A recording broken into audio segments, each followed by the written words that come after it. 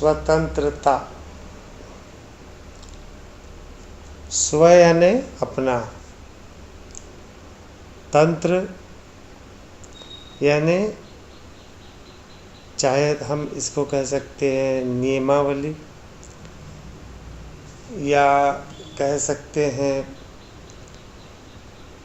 अनुशासन, या हम कह सकते हैं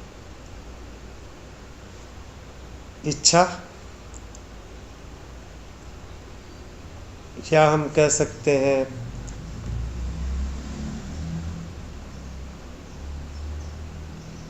सिस्टम।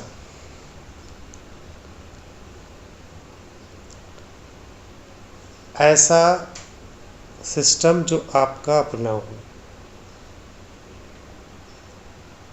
स्वतंत्रता का अभिप्राय यह होता है आपका स्वयं का नियम या स्वयं का सिस्टम, यह होती है स्वतंत्रता। और परतंत्र क्या होता है? परतंत्रता दूसरे का सिस्टम, दूसरे का नियम।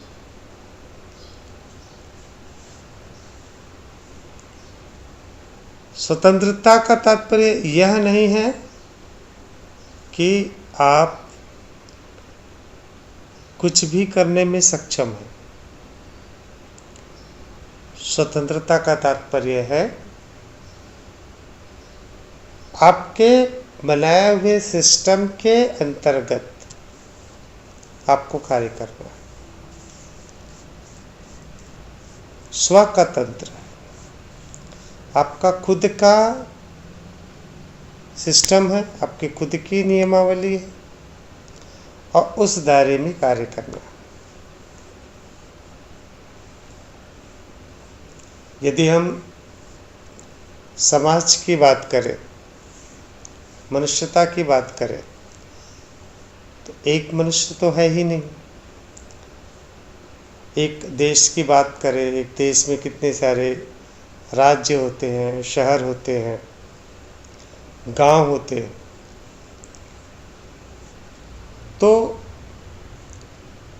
अगर सब अपना अपना सिस्टम बना ले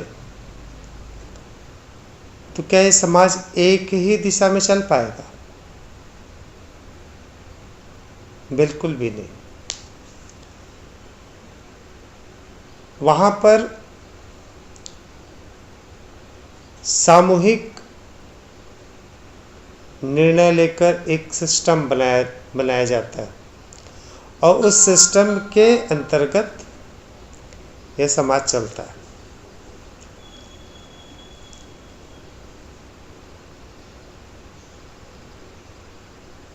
आज़ादी अलग चीज है और स्वतंत्रता अलग चीज है। आज आज़ादी दिवस के रूप में नहीं मनाया जाता, आज मनाया जाता है स्वतंत्रता। और 26 जनवरी को मनाया जाता है गणतंत्र।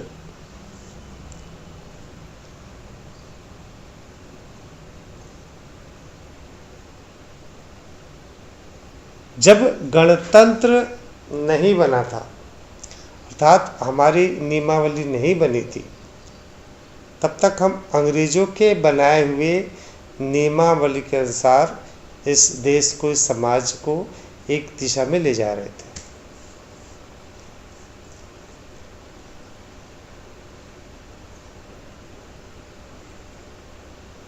और जब हमारा खुद का नियमावली बन गया तो फिर हमने उस नियमावली को लागू किया 26 जनवरी 1950 को। तो स्वतंत्रता यह कहीं भी आपको स्वच्छंद जीवन के लिए नहीं कहती, कभी भी नहीं कहती।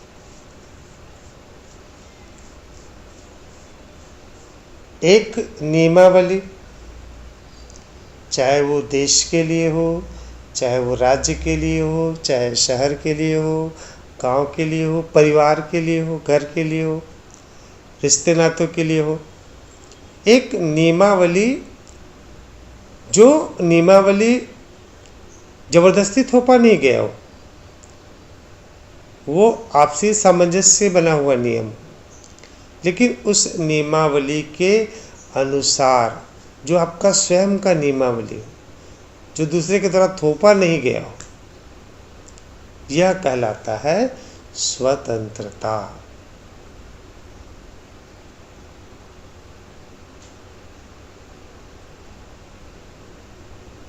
यदि एक दिशा में चलना हो, एक सोच पर चलना हो, तो निश्चित मानिए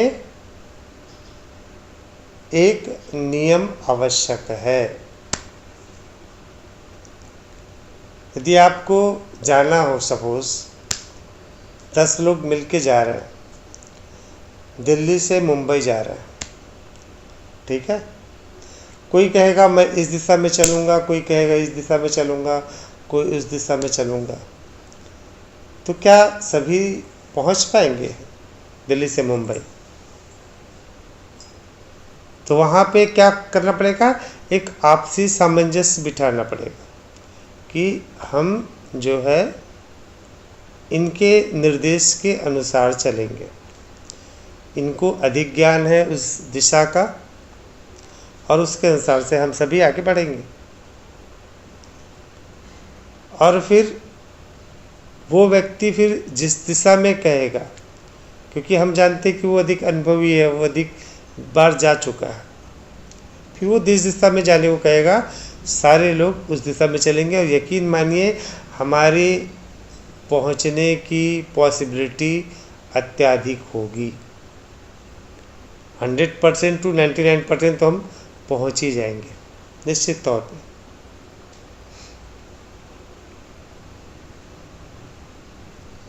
ये होती है स्वतंत्रता।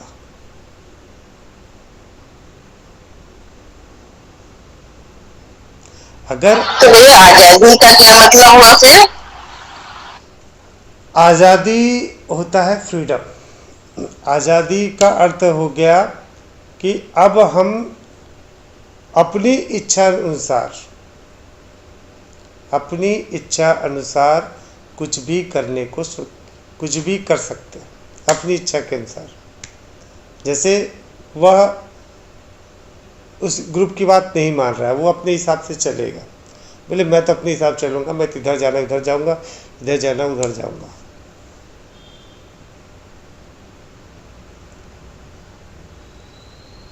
तो वो हो सकता है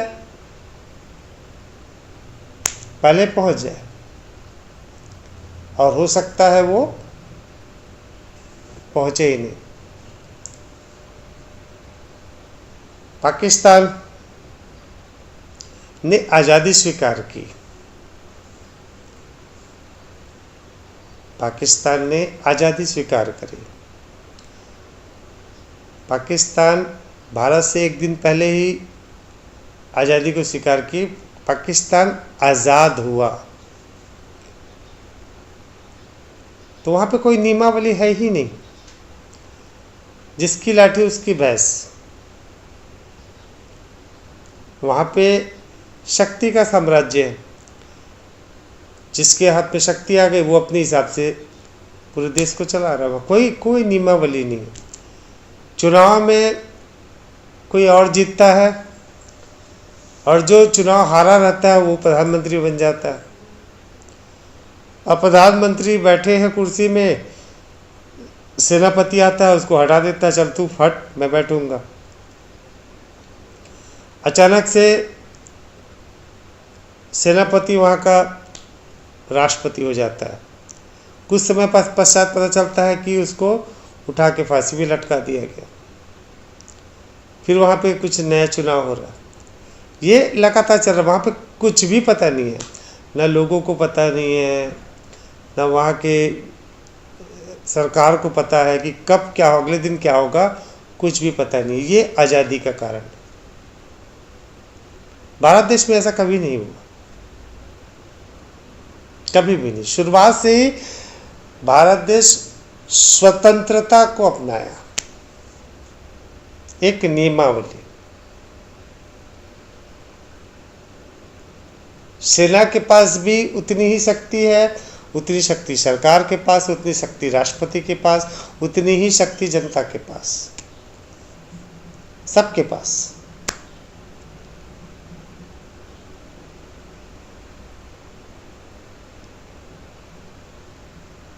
ना यहाँ पे जनता शक्तिशाली है, न यह सरकार शक्तिशाली है, न यहाँ पे सेना शक्तिशाली है, न राष्ट्रपति, न कोई भी नहीं, और सब शक्तिशाली भी है। आज देखिए बगल में बांग्लादेश, वहाँ पे चुनी हुई सरकार को वहाँ की जनता ने हटा दिया। श्रीलंका देखिए, कोई नियमावली कुछ नहीं, वहाँ पे राष्ट्रपति को हटा दिया। यहाँ पे कुछ होता है क्या? किसी भी जनता में उतनी शक्ति है क्या कि वो देश के सरकार को गिरा दे? या सेना में उतनी शक्ति है क्या, या सरकार में उतनी शक्ति है क्या कि सेना के ऊपर या जनता के ऊपर कुछ भी लाते?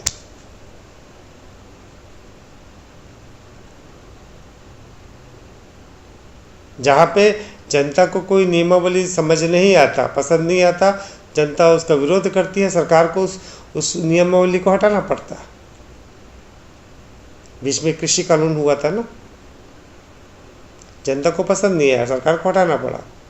तो वहाँ सरकार भी उतनी शक्तिशाली नहीं है,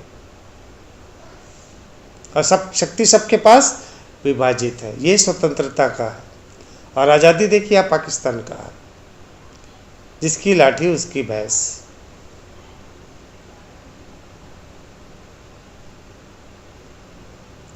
अगर क्रांति से जो सुभाष चंद्र बोस कर रहे थे, या भगत सिंह, चंद्रशेखर आज़ाद, इस प्रकार के जो लोग हैं, अगर उनके नेतृत्व में देश आज़ाद हुआ होता, उनके नेतृत्व में, तो हम आज़ाद होते। और यकीन मानिए भारत देश हमेशा शक्तिशाली का गुलाम ही बना होता। आज भारत देश में स्वतंत्रता क्यों है? क्योंकि भारत के जन जन ने उस आंदोलन में भाग लिया था। तो हर व्यक्ति की वहाँ पे पार्टिसिपेट था, उसका भागीदारी थी उसकी। तो कोई एक पर्टिकुलर व्यक्ति नहीं कहा जा सकता कि इस व्यक्ति के साथ ऐसा हुआ। हाँ, नेतृत्व की बात होती है।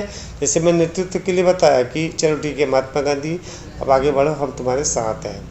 लेकिन सारी जनता, सारी की सारी जनता एक साथ निकल पड़ी। और उसके अलावा अगर यहाँ पे अगर ऐसा हो जाता कि पर्टिकुलर किसी भी व्यक्ति जो है अपनी शक्ति का प्रदर्शन करके इस देश को आज़ादी दिलवाया होता, तो जब तक उसके पास शक्ति हाथ में होती तब तक देश उसके हाथ में चलता। फिर दूसरा कोई व्यक्ति अधिक शक्तिशाली हो जाता, वो देश को अपने हाथ में ले लेता, और फिर देश को विभाजन होने में अधिक समय नहीं लगता।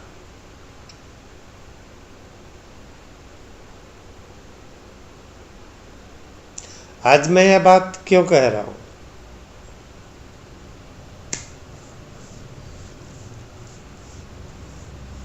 अध्यात्म के लिए स्वतंत्रता अनिवार्य है।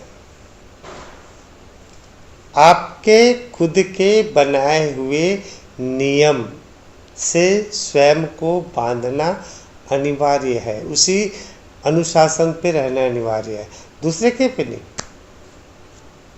आप स्वयं से बनाइए।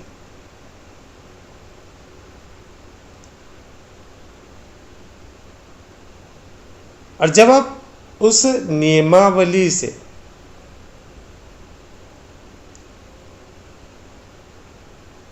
आप आगे बढ़ेंगे तो निश्चित मानिए सफलता की संभावना अधिक होगी।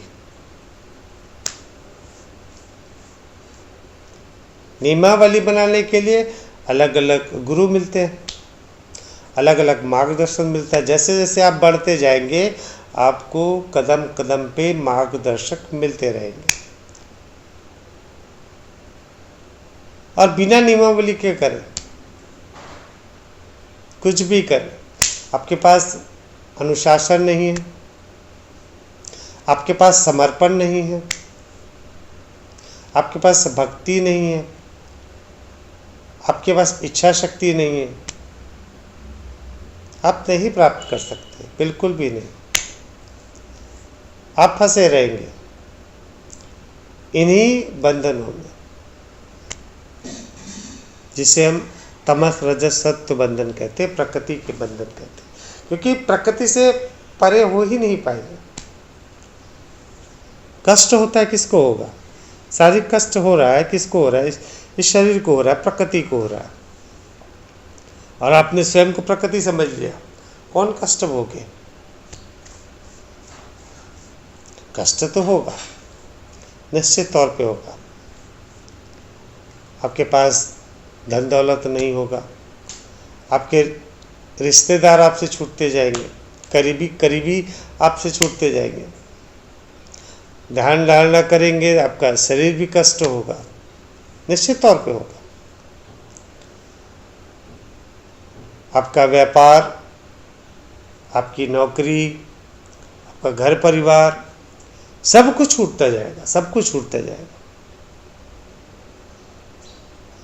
क्योंकि ये सब प्रकृति के ही अंश है, सब कुछ।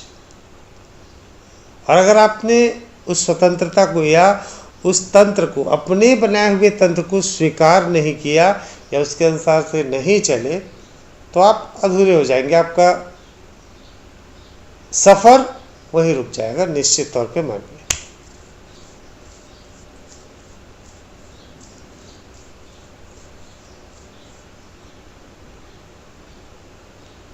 बुद्ध, उनके भी, उन्होंने उस नियम का पालन किया, अपने बनाए हुए नियमों का पालन किया। मुझे ये खोज करनी है, इसे प्राप्त करनी है किसी भी तरह का से। उन्होंने फिर एक के बाद एक प्रैक्टिकल करते गए। पहले अलग अलग गुरुओं के पास गए, गुरु से जो प्राप्त करना था प्राप्त किए, उसके आगे गुरु भी हाथ खड़े कर दिए, उसके आगे मुझे नहीं पता। फिर उन्होंने किसी और से सुना कि उपवास रहो, जब तक शरीर सुखाओ, उसको सुखा के देखा, नहीं किए, फिर उसको कैंसिल किए, फिर दूसरे ने नियमावली बनाया, तब ध्यान धारणा करना। अंदर चले गए जंगल पे और उन्होंने फिर उस ध्यान धारणा को बढ़ाया लगातार लगातार लगातार।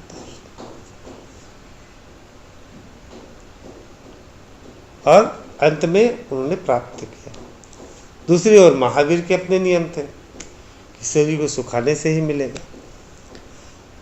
तुलसीदास के अपने नियम थे कि भक्ति में डूब जाओ। मीरा के अपने नियम थे।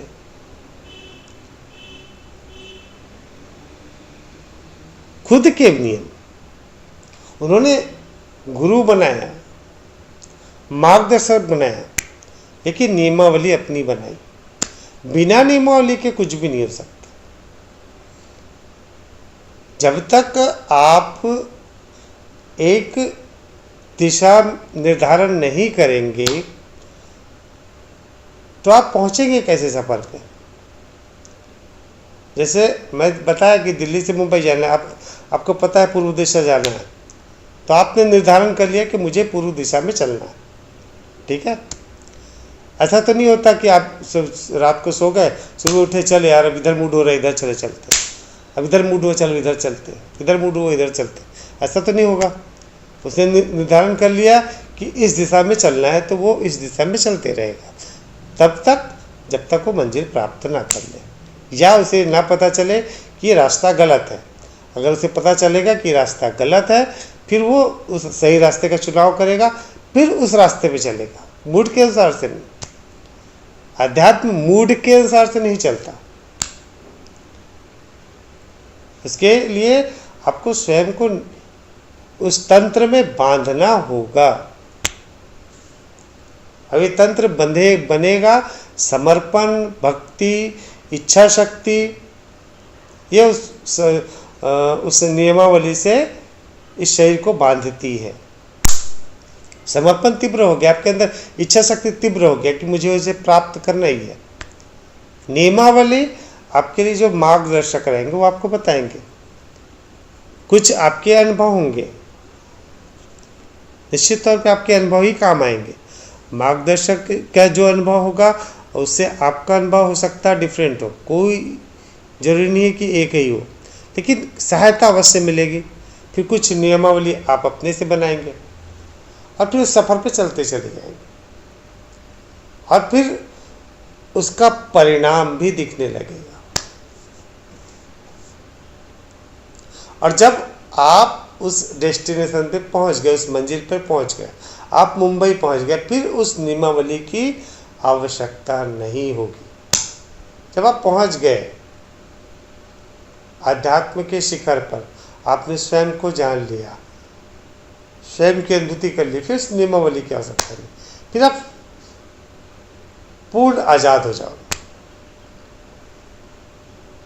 आपने जान लिया मैं वही चैतन्य आत्मा हूँ और मैं एक ही हूँ, अद्वैत हूँ, सब कुछ मैं ही हूँ। जब ये इस बात की अनुभूति आपकी हो गई, फिर वहाँ से नियमावली की आवश्यकता नहीं। लेकिन जब तक आपका सफर जारी है तो आपका स्व का तंत्र होना आवश्यक है। स्व का तंत्र निश्चित आवश्यक है, बिना तंत्र के नहीं हो। केवल स्व से नहीं हो, आपको स्व पाना है तो उसके लिए तंत्र आवश्यक है।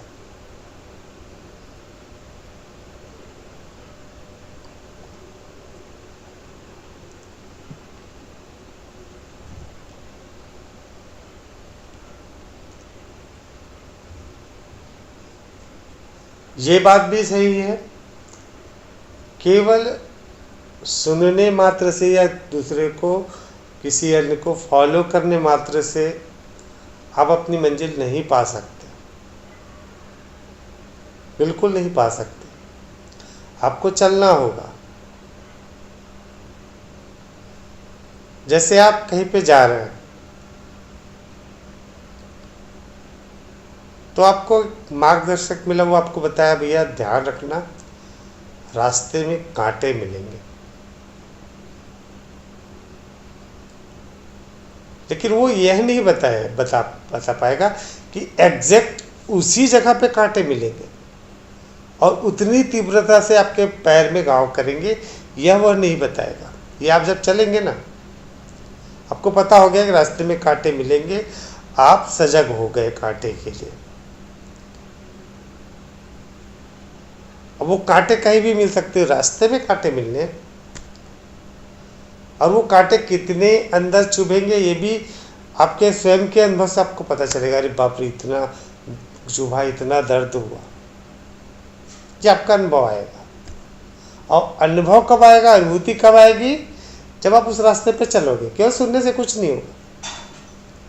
कई लोग कहते हैं ना, भागवत सुन लिए तो 7 पीढ़ी पार हो जाते हैं, किसी का प्रवचन सुन लिए तो इतनी पीढ़ी निकल जाती है,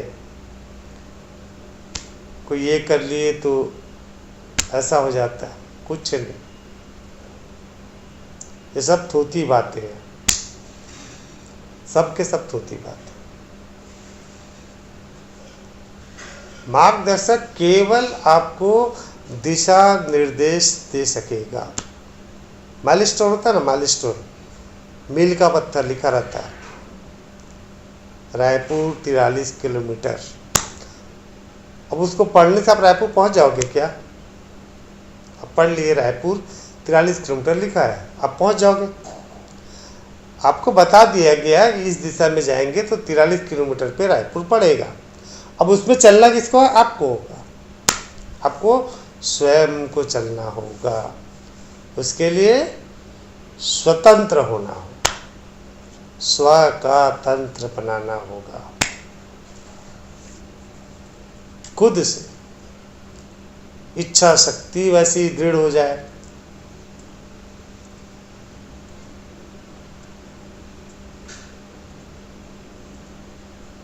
आपका संकल्प दृढ़ हो जाए, समर्पण आपका उतना ही हो जाए, आपके अंदर भक्ति, प्रेम, ये सब आपके स्वतंत्र होने में सहायक सिद्ध होंगे।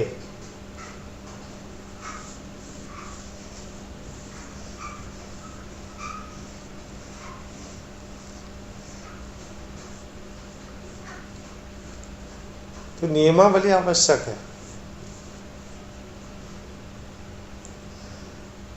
आपका कमिटमेंट स्वयं के प्रति होना चाहिए। आप लोग देखिए नहीं, बोले आज तो ध्यान नहीं कर पाएंगे, क्यों? क्योंकि वो शादी में जाना। आज ये नहीं कर पा रहे क्योंकि यहाँ पे करना है ऐसा। तो कमिटमेंट आप नहीं किया था, किसी ने पकड़ा था क्या आपको कि 8 ही बजे आपको ध्यान करना? कमिटमेंट आपने स्वयं के लिए किया, और कमिटमेंट तोड़ने वाले आप ही हो। आप अर्थात आपके अंदर वो इच्छा शक्ति नहीं। आपके पास 2 ऑप्शन है, शादी में जाना या ये करना, और आपने चुन लिया कि शादी में जाना ज़्यादा अनिवार्य है। तो कमिटमेंट आपका इस प्रकृति के प्रति है, इस संसार के प्रति है। और बात करते हैं आप आत्मा को पाने की, स्वयं को जानने की। कमिटमेंट आपका तो अधूरा हो गया ना।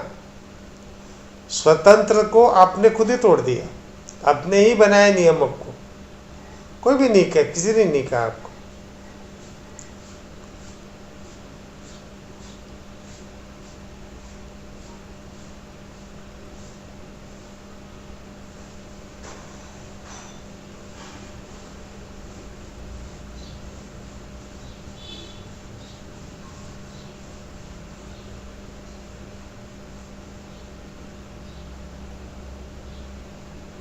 आपको ध्यान करना है, ध्यान करिए। भक्ति करना है, भक्ति करिए। नाम जाप करना है, नाम जाप करिए। मंत्र जाप करना है, मंत्र जो करना है वो करिए। किसी में कोई बुराई नहीं है। पता आपको करना क्या है? पता है? मन को शून्य करना है, चित्त को अपने मंजिल की ओर रखना है। किसी भी तरीके से करें। कमिटमेंट आपने कर ली है, और फिर पूरा नहीं हो रहा है, दोष किसको दे रहा है? उस तरीके को कि वो ठीक नहीं है, वो ठीक नहीं है, वो ठीक नहीं है।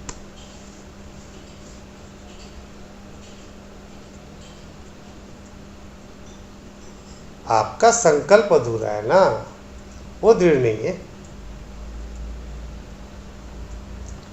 आप अपने नियमावली को, अपने बनाए हुए तंत्र को आप स्वयं से तोड़ रहे हो, स्वयं से तोड़ दे रहे हो। तो फिर क्या होगा?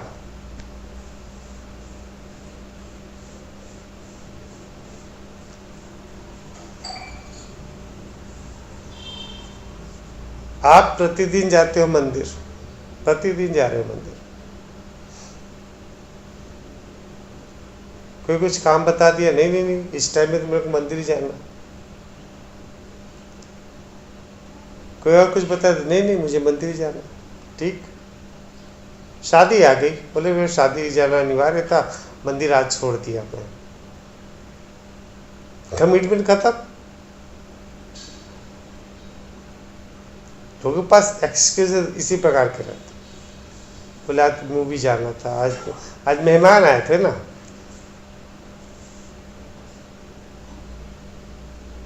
मेहमान आए थे तो वो देखना जरूरी था।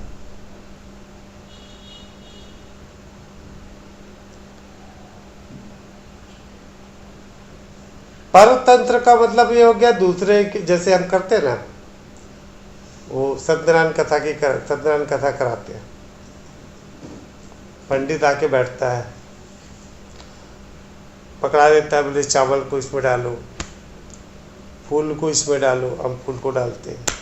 अब ये सुनो, अब इस पंचामृत को ऐसा करो, अब ये मूर्ति को इसको इसमें दही में करो, यहाँ पे अगरबत्ती जलाओ। ये क्या परतंत्रता? इसमें उस पंडित ने जो जो बताया उसके हिसाब से आप करते गए, आपको इससे कोई सरोकार नहीं। और स्वतंत्र का अर्थ आपने अलग अलग मार्गदर्शक के द्वारा अपने लिए नियम बना लिया ताकि आप उस सफर पे आगे बढ़े। ये है स्वतंत्र।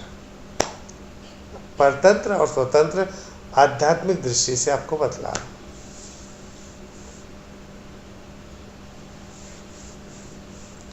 लेकिन उस स्वतंत्रता को आपको ही पालन करना है यदि आपको उस मंजिल पर पहुंचना है। क्योंकि जो मार्गदर्शक है, जो बतलाने वाले होंगे, वो कहीं ना कहीं तो पहुंचे ही होंगे। अगर वो भी, उनका भी ज्ञान पुस्तकी ज्ञान है, आपका मार्गदर्शन, आपने गलत व्यक्ति पकड़ लिया, आप दूसरे व्यक्ति पकड़ सकते हैं। और यदि आपको लगता है कि उस व्यक्ति ने कुछ अचीव किया, कुछ प्राप्त किया उस तरीके के द्वारा, तो ये निश्चित हो जाएगा कि उस तरीके से कोई ना कोई लाभ तो होगा ही होगा। उसके हिसाब से आपने नियमावली बना दी। तो नियमावली आपने बनाई है, ये तंत्र आपका है, और उसके लिए भी आप वरीड नहीं हो। उसको भी आप एक छोटी सी बात के लिए तोड़ देते हो। मेहमान आए हैं, सोचिए आपका ध्यान का समय हो रहा है, मेहमान आए हैं, एकदम स्पष्ट आप स्वयं को मूर्ख बना देते हो। स्वयं को मूर्ख, मेहमान को बोल सकते हो भैया आधा घंटा लगेगा, मैं अभी, मुझे ध्यान करना, आधे घंटे बाद में। अब बैठे ना, तब तक क्या फ़र्क पड़ेगा। यदि मेहमान आपके लिए रुकता है तो आप तो ध्यान के पश्चात मिल ही सकते हो। अब मेहमान अगर आपके लिए नहीं रुकता है तो इसका मतलब ये है मेहमान जो है आपको उतना इम्पोर्टेंस देता ही नहीं है। तो फिर ऐसे मेहमान को आप क्यों इम्पोर्टेंस दे रहे हो, जो आपके लिए आधा घंटा नहीं रुक पा रहा है, जो आपको महत्व का नहीं समझ रहा है, तो आप उसको महत्व का क्यों समझ रहे हो, उसके लिए क्यों समय खराब कर रहे हो।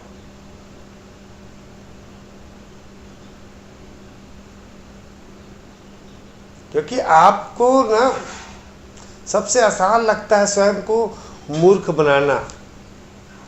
बोले यार मैं अपने आप को मूर्ख बना रहा हूँ, कौन क्या कर लेगा। भैया आप अपने आप को ही बेवकूफ़ बना के आपको क्या मिलेगा।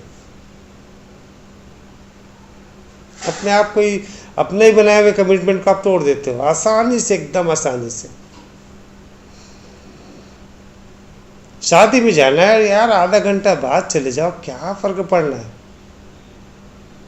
गुलाब जामुन ख़त्म हो जाएगा, मार्केट से ले लेना, गुलाब जामुन खाना ही है ना, गुलाब जामुन ख़त्म हो जाएगा, उससे ज़्यादा क्या होगा। आधे घंटा ध्यान कर लो, 8 से 8:30 बैठते हो, 8 से 8:30 बैठ जाओ, चले जाओ, गुलाब जामुन खा लो। थोड़ा डोसा ख़राब हो जाएगा, ठंडा हो जाएगा, ठीक है मत खाना डोसा, क्या फ़र्क पड़ना।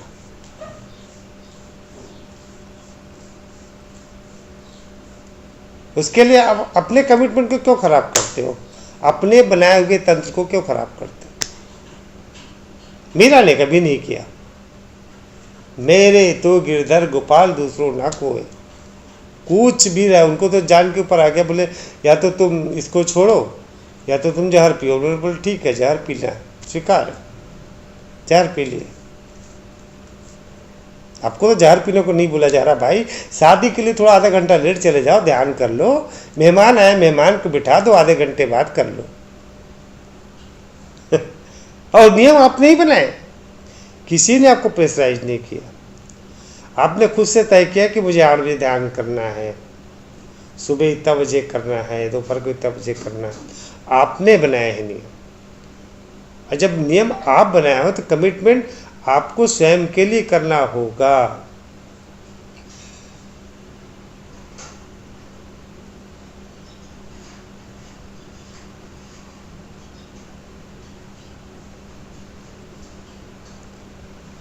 अध्यात्म का रास्ता लोगों को लगता है सरल है, सबसे कठिन रास्ता है, सबसे कठिन रास्ता। आपसे सब कुछ छीना जाएगा, आपका अहंकार,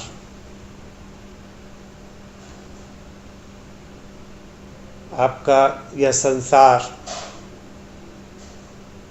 धन दौलत, परिवार, सब कुछ दूर होते जाएंगे आपसे, सब कुछ दूर होते जाएंगे।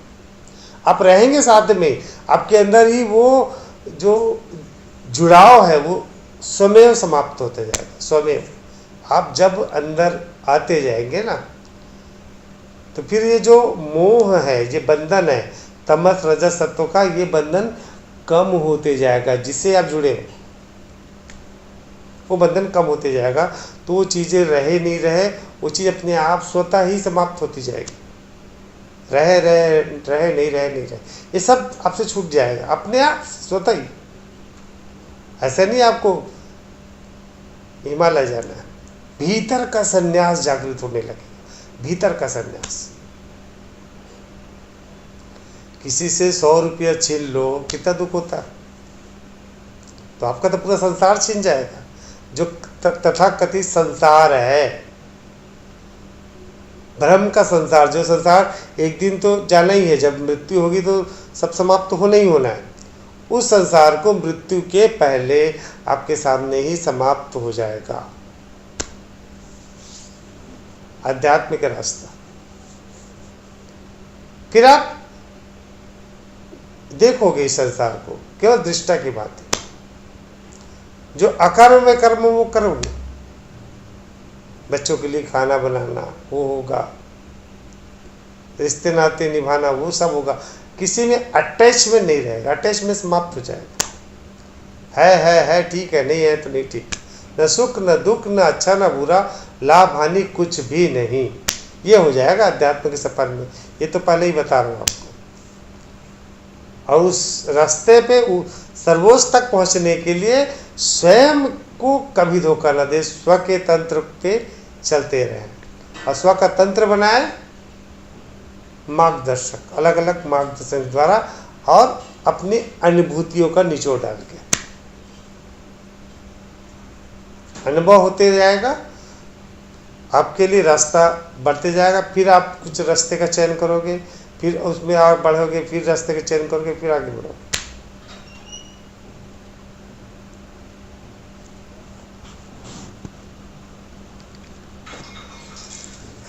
चलिए, समय बहुत हो गया। कल है श्री कृष्ण जन्माष्टमी, तो सबके घरों पे या इसमें मनाते ही हैं। तो कल अपन सेशन नहीं रखते हैं, और फिर परसों हम बात करेंगे श्री कृष्ण जी के बारे में। ठीक है।